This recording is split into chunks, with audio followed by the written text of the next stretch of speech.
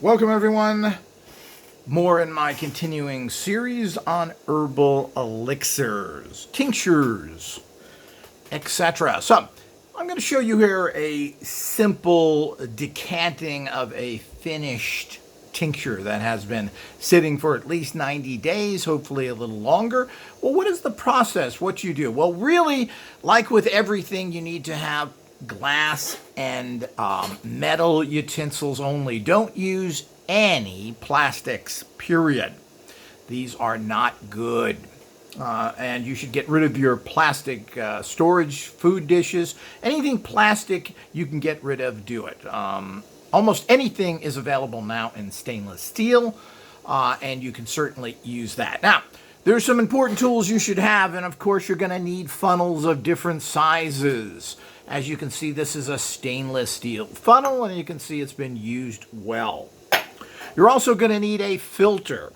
Now, what you should get is a permanent metal filter like this. Now, this is a gold-plated filter, generally used for coffee, etc. And if you are drinking coffee, which you shouldn't be using the regular machines because they're plastic sewers, you should have some sort of... it should look exactly like this. Now, this was about $30, $40. It's gold-plated stainless steel. It lasts forever.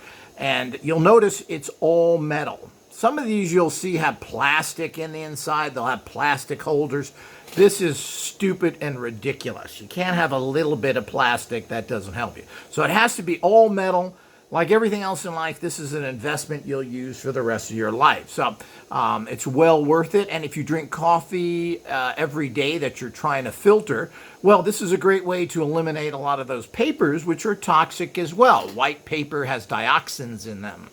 So you're going to drink that. Not only does all this make your beverages taste bad, they are full of toxins. And add this into all the other toxins, and we have problems, and the reason why our livers, kidneys, and other things are going down at fast rates. So you need to get one of these. These are available on Amazon and other places. I will put a link there just so you know where to get it. Of course, you should be supporting this station. You should be a Patreon member if you expect to get this great information coming to you.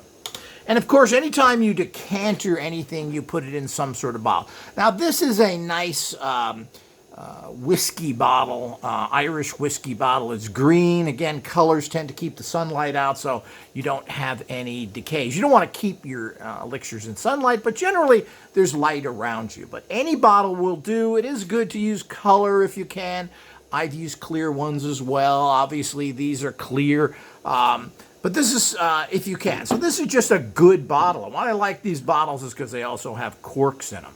Now, this is what you want as well. You want corks. You don't want plastic. Now, it is plastic at the top, but the cork itself, which comes into contact somewhat with the liquid, not all the time because it's not filled up to there and you're not going to be laying it on its side.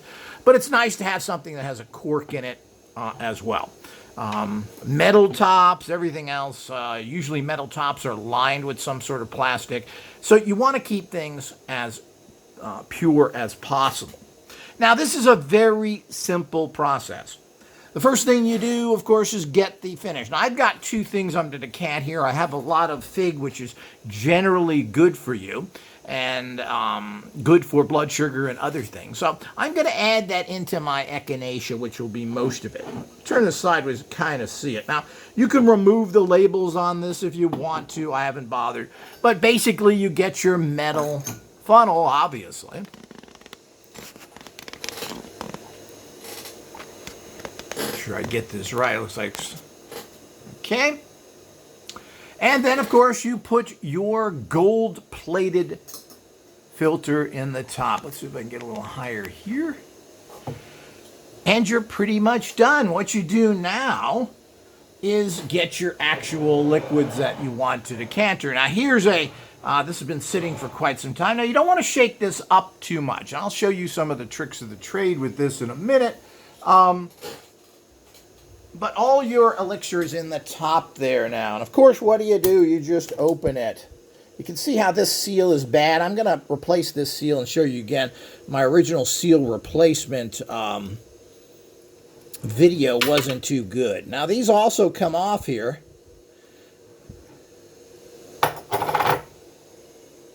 And all you're going to do here is gets poured in the top like this. It's as simple as that.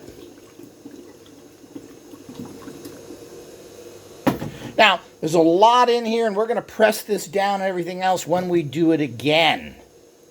But right now, we don't have to do that with this one. There's also a lot more there. So you can see I filled up about 3/4 of the bottle, and that's Echinacea. I'm going to add in now. You can see all these seals are kind of old.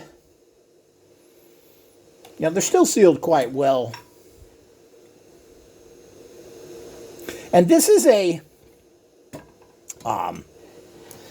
2-liter. You can see that yet until I reach it up. But this one I'm going to pour with the fig in it is a 2-liter. And this is really what you should use instead of the 1.5 because it'll give you more room. Again, you just pour it through here.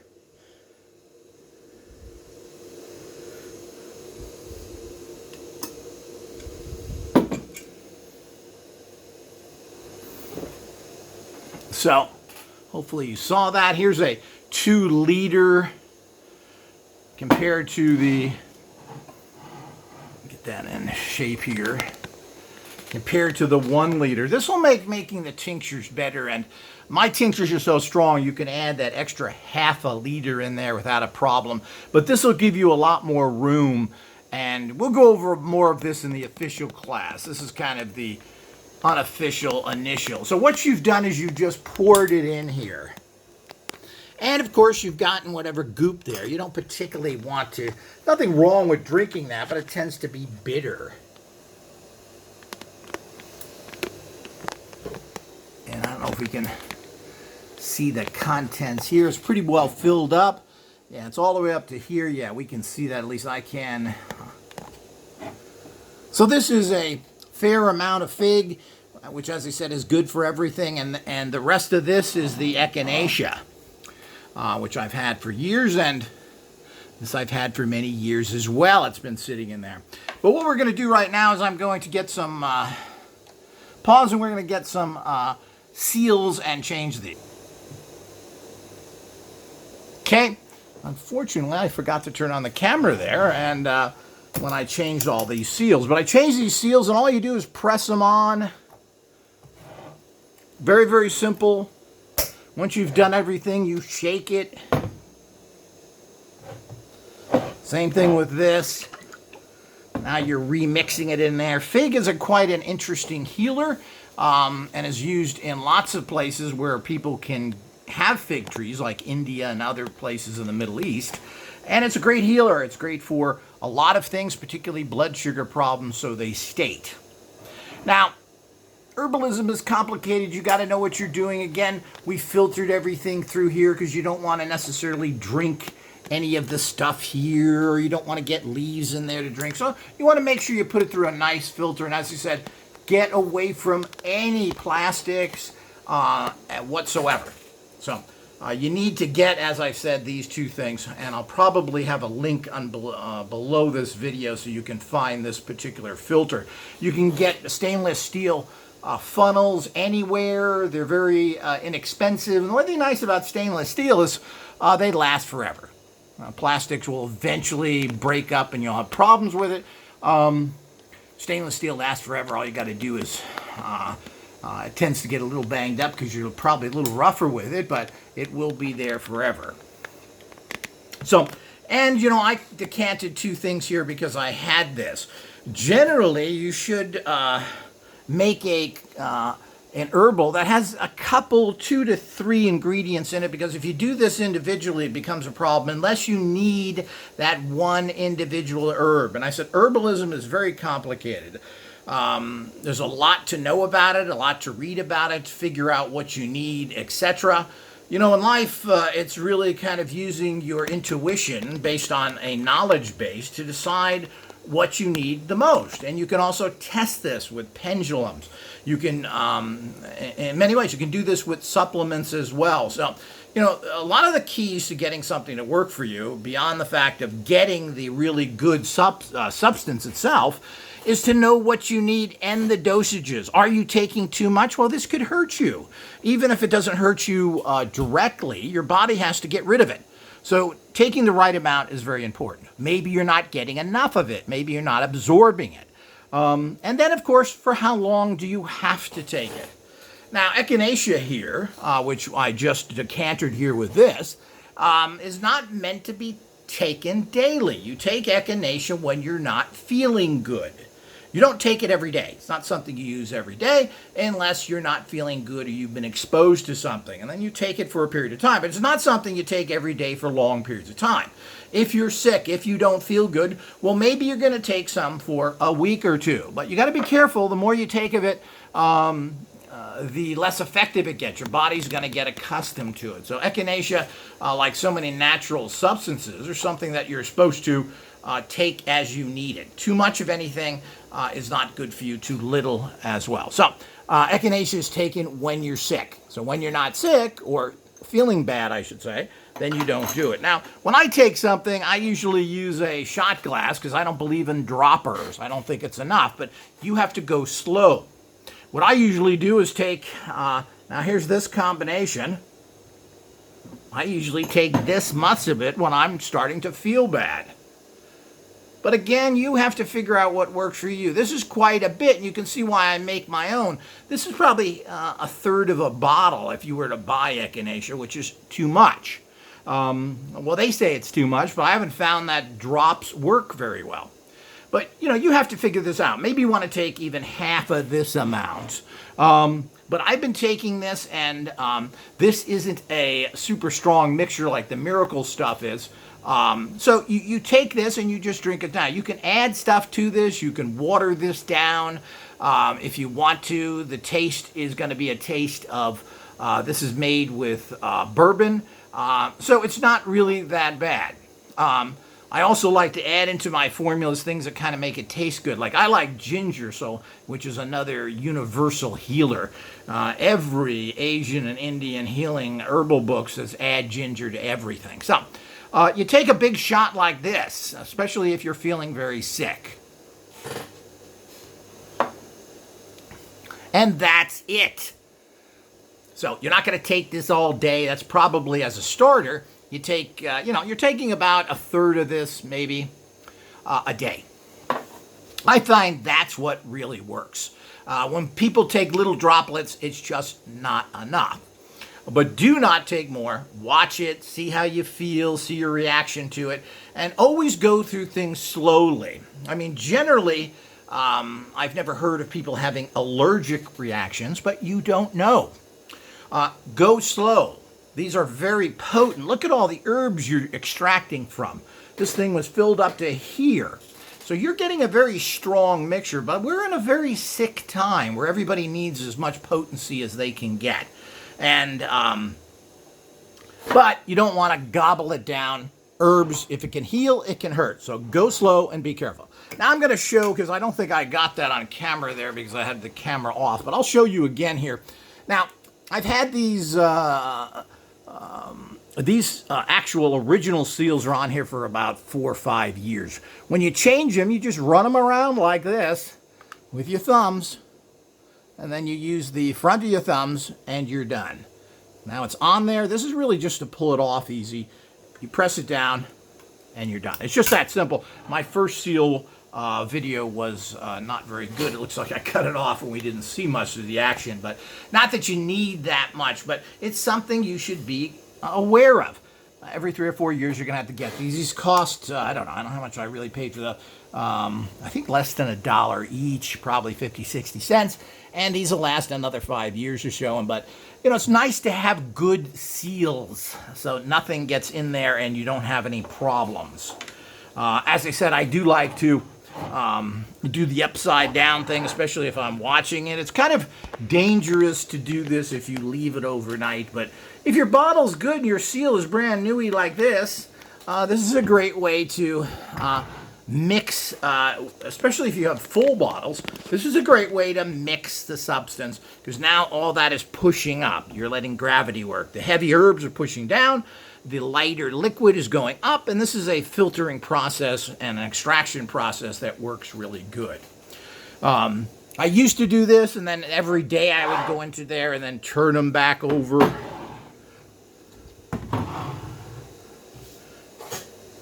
But you have to be careful and make sure, I haven't had my seals ever fail. But as your bottles get older, as we just showed. Now, the other thing we have here is what's nice is it doesn't matter, you can buy corks. And it's good to buy natural cork, because they have artificial cork now, which probably is some sort of plastic. But natural cork is always the best, and of course, that's what goes in these bottles. Now you got a nice seal, and so you don't have to buy bottles like this. It's up to you. If you have bottles like this that you can use, you can also use a wine bottle. Even if it has a twist-off top, you can buy corks to put in bottles. You don't have to use the original twist-off cork or twist-off cap. And I do this all the time as well. Now, you're not really, with something like this, you're not really coming in contact, if you can see here, the liquid is only up to here, so you're not really coming in contact with this, so it's not as critical. But there is a certain energy and a gassing effect that if this was plastic inside, it's kind of leaking down in there. It's gassing and that's going into the fluids, even if it doesn't touch it. So you want to stay away from it. Plastic is poison. We're eating a credit card a month of plastics. And this is one of the problems that we're having. The entire world has now been toxified by plastic, which is petroleum, and it's killing everything. So certainly it's not going to help your body work better if you're full of plastic. It doesn't really have any therapeutic values other than making you sick. And this is very typical because oil, as much as people don't think about it, but oil is dirt cheap. And this is what it's out there. So and it's lots and lots of it. We don't ever have an oil shortage. We have so much oil, it's unbelievable. And you get this out of the ground, it's cheap, and you sell them by the millions and billions of barrels a year. And when you add all that up together, it's a huge amount of money. And there's not too many other things that you can get that much of to use. If we had to use something else to that extent, it would be very costly. But oil is very good for many things, for making lots of products. I believe it takes 8 gallons of oil to make 1 tire. So all of this is very important to be used in other areas, but you don't want to eat it. So you can use any bottle. That's the way of decanting. All decanting is done the same. You can mix your herbs as you want, depending on what they are. But again, it takes some expertise. You don't necessarily want you don't want to mix your miracle formulas or anything else, and that's used. Maybe you have a particular problem. It's generally good to use herbs that are used for that particular problem. Let's say it's prostate or something. Well, mix 3 or 4 prostate herbs together in a big jug like this, decant them, and then extract them, and then put them in here. If you make 4 individual herbs, it's a big pain in the neck, and generally, it's also you're gonna have to have 4 different jars. This is what I did initially, and I recommend against it. So, what is your problem? What do you need? And then take this because there's generally several different herbs for problems. If you have prostate, if you have blood sugar problems, well, there's going to be 4 or 5 herbs that are used for that, maybe more. So you should at least put, if there are 4 or 5, you should put probably a maximum of 5 together in a jar filled up to about here. This is a 2-liter jar, which is what I recommend people use now. This is a 1.5 liters. Then fill the rest up with that, and you have the extraction process. You don't have to have 5 separate jars and then combine them all into one bottle. Put them all together. Now, you may want an herb, one specific herb that works real well for you or can't be combined with other things that you want to take. But remember, be careful with everything. If you're using antiparasites and so many and different herbs, check the herb. Find out there are certain things that can be very toxic. Be careful, particularly antiparasiticals, wormwood. I'm trying to remember what the other, but there's several herbs that are basically kind of a little poison. And taken in small amounts are very good for you. Taken in large amounts can really hurt you. I mean, people have killed themselves or burnt kidneys out and other things because they have abused certain herbs. I recently read that someone took too many green tea tablets. You would think that would be safe. It's only green tea. But apparently this affected his kidneys to the fact that he got kidney failure. That's not a joke. Your life is ruined. Be careful. You don't know what you're doing, don't do it. Be careful. That's why we like to have very detailed instructions here of how to do things. But this is not just to throw stuff in there and take lots of it. It's always best to take small amounts for a period of time and then see what happens. So, instead of trying guzzling down. More is not better. This is not innate. This is just not like eating extra food. This is something that has been extracted and is very potent. So I can't warn you enough. Be careful. Know what you're doing. You should be getting our course. If you have any questions, you should contact me and I'll give you some basic guidance. But you're probably, if you're if you're concerned about something or working on something, you should read about it, get your information, and hopefully, as I said, my course will be out soon. There's probably herbists in your area that you can go to as well. Chinese herbists, a lot of acupuncturists do this. There are a lot of naturopaths in general. Well, you know, it's never a bad idea to go to a professional. The problem is, if you want the kick-ass stuff, you got to do it yourself. Most herbs are relatively safe, and unless you're guzzling them, you shouldn't have any problems. So hopefully this has been a big help. You can see how a basic happens. You get that, you put it in a bigger bottle. The bottle can be anything, and of course, always use glass and stainless steels. And there's nothing better than a good gold-plated like this. And if you're drinking coffee or anything, this is what you should be putting your coffee in. This should then be in a cup or some other container, and you put the coffee in here, you pour the hot water through it slowly. Stop using coffee machines. They're giant plastic bungholes, to put it bluntly. Hopefully it's been helped. Stay tuned for more.